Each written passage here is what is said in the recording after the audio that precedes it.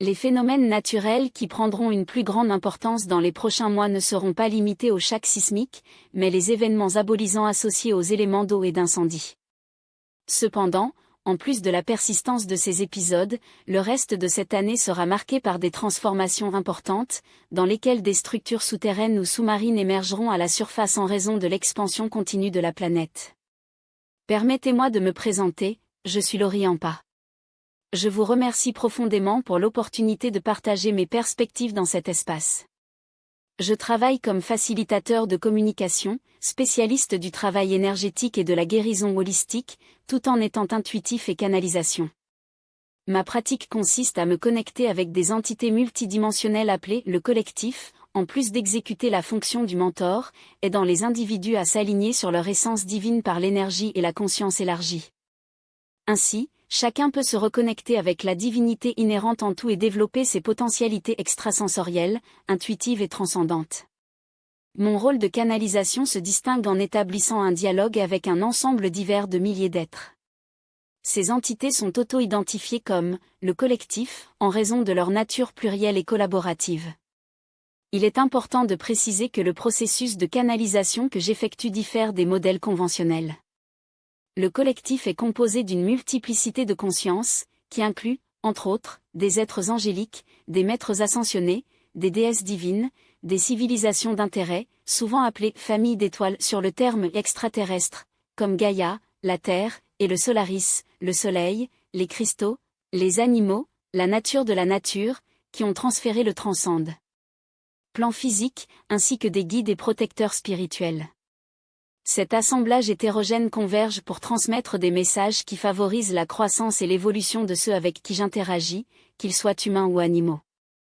Un principe fondamental guide ma pratique, seules les entités de canal qui sont explicitement et démontrantes, avec la lumière et le service au plan divin. Cela signifie que ces êtres devraient attester de leur adhésion à un programme lumineux, aligné sur la volonté créative, ici comprise comme l'intelligence suprême régissant l'existence, quelle que soit la nomenclature adoptée, Dieu, Source, Créateur, le divin, entre autres. Cet programme lumineux est un design cosmique axé sur l'expansion de la conscience, l'amour inconditionnel, l'unification et la reconnaissance de la vérité essentielle de chaque être. C'est un appel à réintégrer avec l'origine divine, qui est omniscient, omnipotent et infiniment aimante, en veillant à ce que tous les besoins soient satisfaits à mesure que nous réalisons cette source primordiale. Cependant, l'humanité a opéré dans un état de déconnexion de ce programme, même si une telle séparation est illusoire. Le but de la lumière est donc de restaurer notre mémoire divine et de nous réintégrer au plan créatif. Au cours de mon travail de canalisation, j'exige que toutes les entités impliquées soient en phase avec cet objectif, sinon, la connexion n'est pas établie. Quant aux projections de 2025, il y a une invitation collective à la transcendance, dans laquelle chaque individu est invité à manifester une version plus élevée de lui-même, incorporant une plus grande luminosité et divinité. Ce processus, cependant, exige une transformation interne. Les émeutes observées dans le scénario global, y compris l'intensification des phénomènes géologiques, reflètent cette dynamique évolutive. La Terre, dans son essence consciente, est dans le plein processus de guérison, cherchant à remédier aux blessures accumulées au cours des millénaires de traumatisme humain. Ce mouvement de régénération implique une purification naturelle, exprimée par des événements climatiques extrêmes, tempêtes aquatiques, incendies de forêt, vents dévastateurs et inondations. De tels événements sont déjà évidents et ont tendance à s'aggraver. Les tremblements de terre, à leur tour, sont associés à des normes d'instabilité émotionnelle et existentielle. Chaque changement géologique a une correspondance symbolique avec les blessures collectives et individuelles. Un shake sismique, par exemple, peut refléter le sentiment d'insécurité ou le manque de fondation interne. De plus, la Terre utilise ces mouvements pour se développer, créant un espace pour de nouvelles configurations. Bien que les remotes persistent, les éléments de l'eau et du feu assumeront le protagonisme cette année, en raison de l'influence prépondérante des planètes régies par ces éléments. Ainsi, une augmentation de la fréquence des tsunamis, une élévation des niveaux de l'océan, des inondations et des brûlures, des phénomènes déjà observables dans diverses régions, comme le Canada, où des incendies de grande ampleur se sont produits. De plus, l'instabilité géologique dans certaines zones peut déclencher des tremblements, en particulier dans des endroits où les anciennes structures, telles que les villes submergées ou les traces civilisationnelles enterrées, commencent à refaire surface, entraînées par la dynamique de l'expansion terrestre. L'émergence de structures inconnues ou enterrées qui se révèlent en raison de déplacements géologiques intensifieront non seulement la survenue de tsunamis, mais peut également déclencher des événements sismiques de plus grande ampleur. Ces phénomènes, bien que inévitables dans leur essence, ne devraient pas être considérés avec peur, mais comme une invitation à une collaboration harmonieuse avec les éléments naturels de la Terre. En ce sens, il appartient à l'humanité d'adopter une posture de respect et de réciprocité, invoquant, à travers des bénédictions et des intentions conscientes, la purification aimable de l'eau, le renouvellement aimant de l'air et la protection équilibrée de la Terre, des êtres vivants et des communautés affectées. Cette approche spiritualisée ne se limite pas à un acte de foi passive, mais constitue une participation active à l'atténuation des impacts, permettant aux transformations de se produire plus fluides et moins traumatisantes. Le choix entre la peur et l'action consciente définit en grande partie la nature des changements. Alors que le premier génère un cycle de résistance et d'aggravation des déséquilibres, le second, basé sur la confiance dans l'intelligence cosmique et la coopération avec les forces naturelles, favorise les transitions plus douces. Dans ce contexte, des pratiques telles que les prières, l'utilisation ritualiste énergétique ou symbolique des cristaux peuvent agir comme des catalyseurs d'harmonie, à condition qu'ils soient alignés sur une véritable intention de service en tout. L'humanité contient donc non seulement la capacité de s'adapter aux changements, mais aussi à la coup-ci, en partenariat avec le divin et la terre elle-même, un avenir moins marqué par des souffrances évitables. Compte tenu de ce scénario, la question des implications politiques conçues pour les années à venir se pose, en particulier en ce qui concerne les États-Unis, sans cependant ignorer les répercussions mondiales. En accordant à la sagesse du collectif, une intelligence supérieure qui transcende l'individualisme proue comme une perspective qui, bien que non déterministe, offre des informations sur les tendances permanentes. Il est important de souligner que le but ne réside pas à prédire un avenir immuable, mais pour montrer que l'humanité a une agence pour façonner sa destination tant qu'elle assume la responsabilité de ses choix. Dans le panorama géopolitique actuel, une montée de tensions et de polarisation est observée, dont la racine est dans la conduite de leaders mondiaux qui, indépendamment de leurs idéologies ou de leur base de soutien, ont montré des modèles inquiétants de l'extrémisme. Que ce soit par le biais de discours enflammés, de stratégies de contrôle autoritaire ou de pratiques de domination économique et sociale, ces chiffres, qui, soulignent, par leur visibilité, l'ancien président Donald Trump opère-t-il largement à partir d'une logique égocentrique, priorisant les intérêts personnels ou les groupes restreints au détriment du bien commun. Bien que certains segments de la population les idéalisent comme des sauveurs, tandis que d'autres les répugnent avec véhémence, l'analyse la plus profonde révèle un dénominateur commun: le leadership traditionnel est profondément enraciné dans des structures de pouvoir basées sur la manipulation, la confidentialité et la coercition, les caractéristiques qui le rendent intrinsèquement non fiable. Néanmoins, cette image ne doit pas être interprétée comme un pronostic de désolation.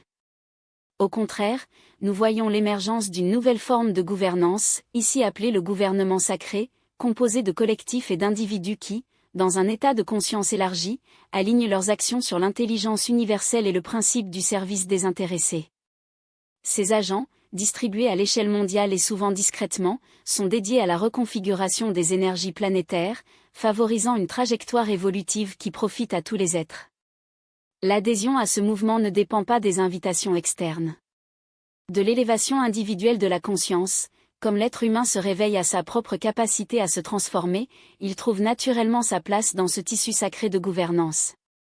Dans les années à venir, cette structure émergente gagnera une visibilité croissante en tant qu'ancienne institution de pouvoir, dont les défaillances et la corruption deviendront de plus en plus évidentes pour entrer dans l'effondrement fonctionnel. L'autorité du gouvernement sacré, à son tour, n'est pas basée sur la force ou l'imposition, mais en phase avec l'engagement divin et non négociable envers le bien-être collectif, garantissant qu'aucune action ne favorise des dommages délibérés.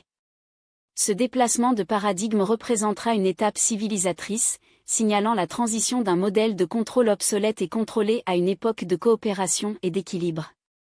Quant aux projections spécifiques demandées, notamment en ce qui concerne la situation politique des États-Unis, les informations canalisées indiquent que la permanence du président actuel référence ici à Donald Trump, s'il revient au bureau de ne pas s'étendre tout au long du mandat prévu. On estime que, dans une période ne dépassant pas 2 ans, votre gouvernement sera déstabilisé par les contradictions internes, les scandales et l'érosion de sa propre base de soutien, accélérée par l'exposition systématique de leurs pratiques de corruption. Bien que ce processus puisse générer, au début, l'instabilité institutionnelle, elle fera également la place de la consolidation des alternatives alignées sur les principes du gouvernement sacré. Dans cet intérêt, même si des avancées se produisent sous l'égide des chefs traditionnels, ils seront résidus limités par la logique d'un système d'effondrement, dont la légitimité a disparu alors que les structures de pouvoir révèlent leur nature non durable. Dans ce contexte, la période ultérieure à son écart du pouvoir sera marquée par une dialectique entre le trouble et le renouvellement, dans laquelle les crises institutionnelles, bien que initialement troublantes, serviront de catalyseur à l'émergence de dirigeants plus alignés sur les principes d'équilibre et de transcendance. Ce n'est pas seulement un remplacement des personnalités politiques, mais un processus plus profond de paradigme jusqu'à présent submergé, à la fois dans le plan matériel et symbolique. En ce sens, nous regarderons, fin de cette année, une série de transformations géophysiques et épistémologiques qui redéfiniront la relation de l'humanité avec les éléments primordiaux. L'expansion de la croûte terrestre, un phénomène déjà documenté par des études géologiques alternatives, s'accompagnera de la résurgence des anciennes structures jusque-là cachées, villes souterraines, temples millénaires et traces de civilisation qui, en émergence, apporteront avec lui des connaissances oubliées longtemps. Ce mouvement n'est pas décontracté, mais le reflet de l'expansion concomitante de la conscience collective, qui, en augmentant, permet d'accéder à des strates de sagesse jusqu'ici inaccessibles. Dans ce processus, les cétacés, notamment les baleines et les dauphins, assumeront un rôle central en tant que gardiens des fichiers akashiques, transmettre des informations qui, bien que codées à des fréquences non verbales, seront déchiffrées à mesure que l'humanité développe une perception plus subtile. Ce phénomène est intrinsèquement lié à la configuration astrologique actuelle, marquée par l'entrée de Jupiter dans le Cancer, un signe associé à l'élément d'eau, l'énergie divine féminine et les archétypes de la Grande Mère.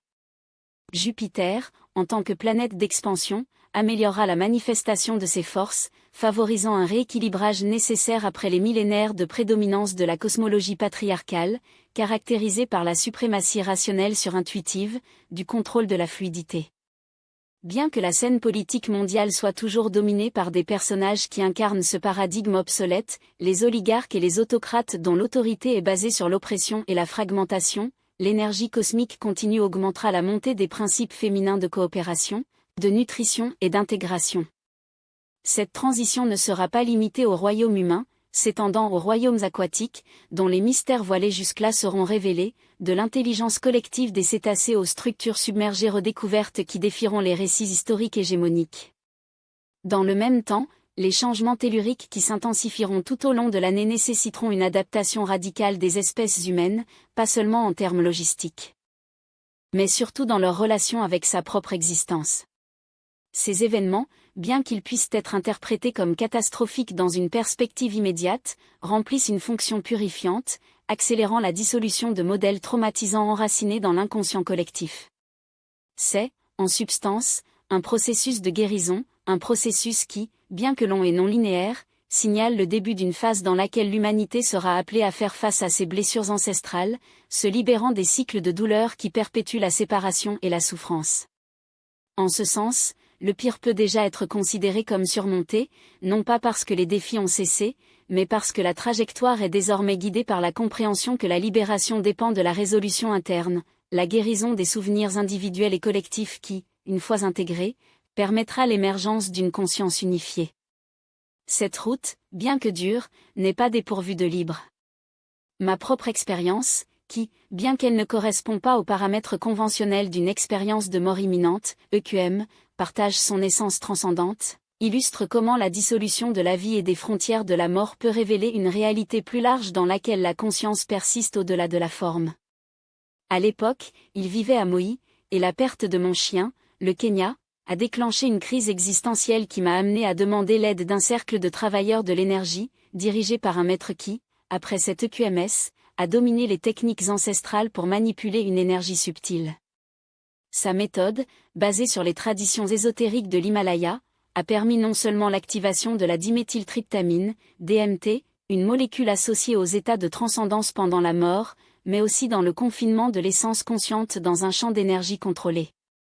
En soumettant à ce processus, j'ai vécu la dissolution complète de l'identité corporelle, ce qui restait était une conscience élargie, dans laquelle toutes les formes, les sons et les phénomènes se sont manifestés comme des extensions de la même totalité. Dans cet état, le Kenya m'a approché non pas comme une entité distincte, mais comme une pure expression d'amour inconditionnel, réaffirmant que son essence est restée intacte et que son désir était que pour moi de transcender la douleur. L'expérience est allée au-delà de la présence réconfortante de mon compagnon, d'autres êtres, que j'ai reconnus comme ancêtres et guides, ont transmis le message que la mort est un passage, pas une fin, et que la réalité ultime est l'inséparabilité de toutes les âmes. Ce qui a suivi était une immersion dans un état indescriptible d'extasie, dans lequel les catégories de temps et d'espace ont perdu du sens. L'énergie qui a imprégné ce plan n'était pas comparable à la joie ou à l'amour comme nous les concevons dans la dimension physique, c'était une vibration primordiale, une fréquence d'unité qui a dissous toute notion de séparation. Cette expérience, bien que déclenchée par un deuil profond, s'est avérée une initiation, la compréhension que la conscience ne se limite pas au corps, mais c'est le web lui-même qui soutient toute l'existence. Depuis lors, j'ai consacré ma carrière à partager cette perception, convaincu que l'humanité est sur le point d'un réveil similaire, un réveil qui, comme chaque livraison, nécessite la traversée de l'inconfort pour réaliser la lumière. Ce n'était pas une communication conventionnelle, médiée par des mots ou des structures logiques, mais des connaissances immédiates, une forme de télépathie pure, dépourvue de processus cognitifs. Il n'y avait pas de temps pour la formulation de la pensée, la compréhension était simplement aussi instantanément que la lumière qui inonde un espace en allumant une lampe. Ces êtres ou cette présence qui m'ont impliqué, ont non pas transmis avec des sons, mais avec une certitude qu'il m'a imprégné, tout va bien. Vous devez cependant revenir. La résistance était viscérale. Je ne veux pas y retourner, dis-je non pas avec des mots, mais avec la même instantation avec laquelle il a reçu ces messages. Voici la perfection. Acquis, tout est l'amour. Et puis, comme un écho qui résonne avec des chambres infinies, est venu le souvenir de ceux qui attendaient, vos autres chiens vous attendent.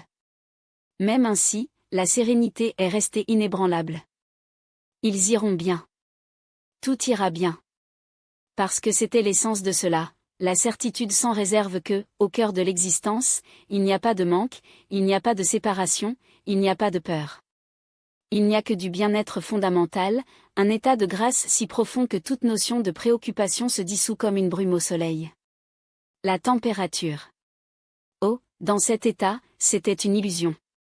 La classe qui, dans sa dimension physique, s'est étendue pendant 2 heures, a réduit à une expérience de 5 minutes, ou peut-être d'éternité. Ce n'est que lorsque la voix de mon professeur a éclaté le silence, marquant le retour avec un simple geste, 1, 2, 3, accompagné par le claquement de ses doigts, cette conscience réincarnée dans le corps. Soudain, j'ai été blotti sur le sol de la pièce, en position fétale, secoué par un rire qui était à la fois des larmes et de l'extase. C'est ce que certains appellent peu de mort, la dissolution momentanée de l'ego face à l'ampleur du divin, suivie d'une renaissance dans des vagues de joie indescriptibles. Ce qui a suivi était un phénomène de contagion énergétique. Chaque personne dans la pièce, en me touchant avec 2 doigts, a été immédiatement impliquée dans le même flux d'extase. Ce n'était pas une joie commune, mais une surabondance de l'amour, une vibration intense qui transcende la capacité humaine à la contenir, se manifestant en rires incontrôlables, en larmes de gratitude, une communion silencieuse qui rejetait les mots. Pendant 20 minutes, l'espace est devenu un champ d'énergie pure, où chaque individu, lors du contact, est devenu un conducteur de la même fréquence. C'était la preuve tangible que l'expérience n'était pas isolée, l'unité que j'avais connue n'était pas une abstraction, mais une réalité accessible, latente dans chaque être. C'est donc l'essence de l'expérience Casides, pas un aperçu du « au-delà », mais la révélation qu'il n'y a plus. Ce que nous appelons la mort est, en fait, une transition, le décapage de la forme physique pour se réintégrer à la conscience supérieure, l'intelligence divine qui imprègne tout. Il n'y a pas de douleur dans ce processus, pas de perte, mais une expansion, la compréhension que bien que l'individualité persiste comme une note dans une symphonie, nous sommes simultanément toute la symphonie. Nous sommes la source infinie, nous sommes un amour inconditionnel, nous sommes la joie qui ne connaît aucune limite. Et tout, absolument tout, est en parfait état. Cette perception, cependant, ne s'est pas terminée par le retour au corps.